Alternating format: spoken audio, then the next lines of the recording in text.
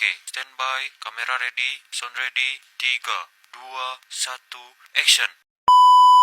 Halo teman-teman, perkenalkan kami dari kelompok 6 ingin menjelaskan tentang smartwatch, kegunaannya di dalam teknologi informasi bisnis. Perkenalkan, nama saya Ranti Firia. Perkenalkan, nama saya Istegea. Perkenalkan, nama saya Fitri Yadin Adila Hermawan. Perkenalkan, nama saya Angel Natalia Dievo. Perkenalkan, nama saya Dena Herita.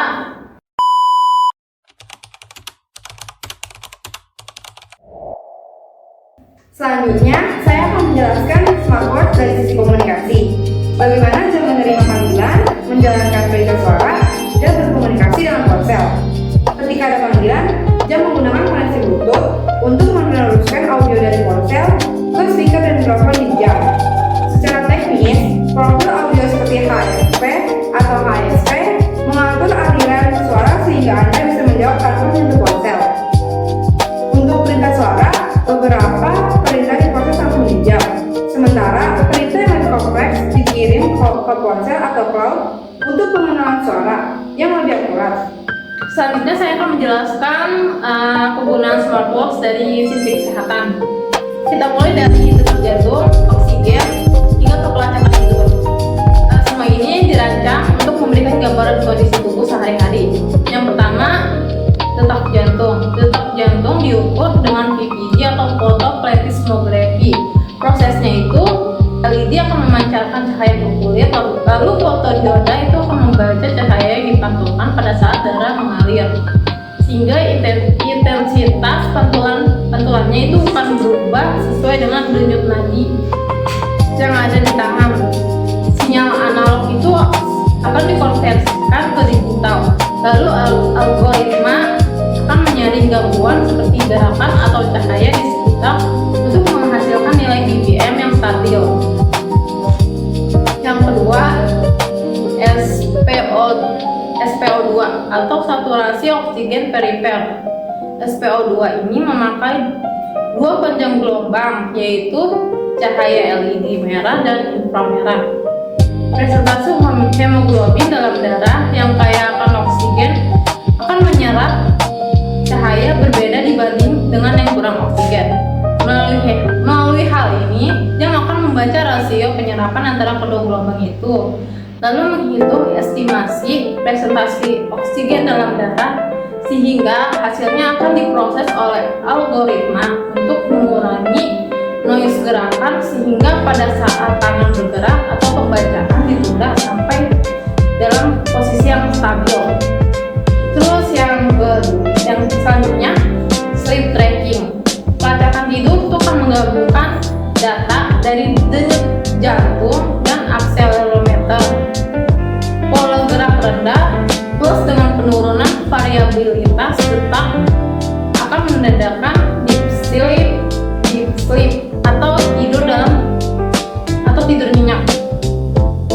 Gerakan lebih banyak dan variabilitas berbeda menandakan light sleep atau tidur ringan atau bisa terbangun oleh gangguan.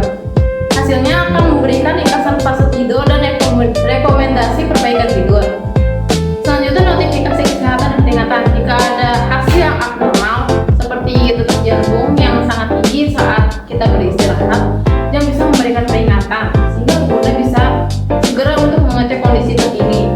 Selanjutnya saya akan menjelaskan bagaimana berbagai sensor dalam algoritma bekerjasama untuk memberikan data yang berguna. Yang pertama itu sensor fashion. Ini adalah penggabungan data dari GPS, mengukur kecepatan dan mengukur rotasi.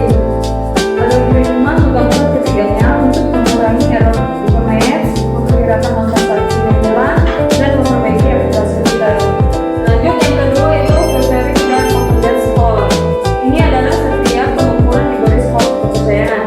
Jika masih tinggi, sistem menandai data low confidence sehingga penggunaan prognosis perlu investasi hati-hati. Dan sekali lagi, fitur ini hanya ada pada smartwatch, made dan versi tertentu. Oke, lanjut yang ketiga itu kontrol musik dan notifikasi. Kontrol musik mengirim perintah AKGP ke ponsel seperti play, pause, dan skip. Notifikasi jenis kontak lewat Bluetooth.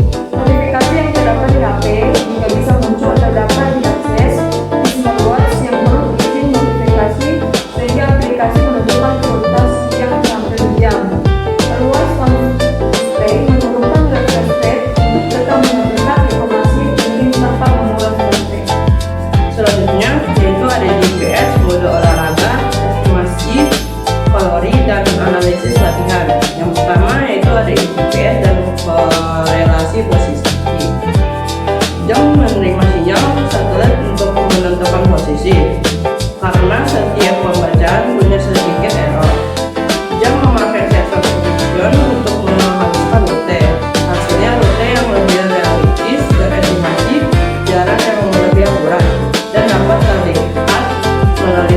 smartwatch ataupun aplikasinya. Yang kedua yaitu ada mode olahraga dan pengenalan bola.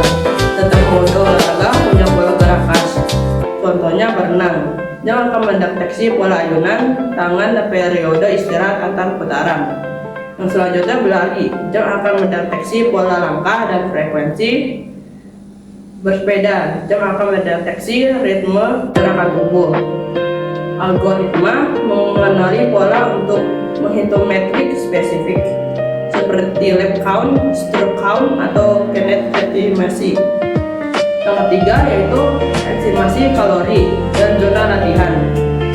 Estimasi kalori dihitung dari estimasi gerak, durasi, dan profil pengguna. Zona detak jantung membantu menentukan apakah latihan bersifat pembakaran lemak, aerobik, ataupun anaerobik. Dan yang terakhir yaitu ringkasan dan sinkronisasi. Setelah latihan, data disinkronkan ke aplikasi untuk analisis jangka panjang. Beberapa diantaranya adalah proses mingguan, beban latihan, dan rekomendasi recovery. Selanjutnya saya akan membahas fitur yang membuat jam nyaman dipakai sehari-hari. Water Study. Pemirsa diketahui memakai induksi elektromagnetik koil yang terdapat di dok menghasilkan medan magnet sehingga koil yang ada pada jam akan membuat medan itu menjadi arus listrik untuk mengisi baterai. Ini menghilangkan kebutuhan port fisik sehingga lebih tahan lama. Waterproof dan peringatan. Desain saling mencegah masuknya air pada level tertentu sehingga aman untuk hujan dan berenang ringan. Namun hindari paparan air panas atau tekanan tinggi yang bisa merusak sel. Tips penggunaan sehari-hari: pakai jam tangan pas, bersihkan sensor secara berkala, perbarui firmware untuk kebaikan algoritma, dan menggunakan data sebagai panduan bukan diagnosis medis. Sekian penjelasan mengenai smartwatch dari kelompok kami. Semoga apa yang kami sampaikan bisa bermanfaat dan menambah ilmu pengetahuan teman-teman semua. Terima kasih telah menonton video kami. Sampai jumpa. Bye.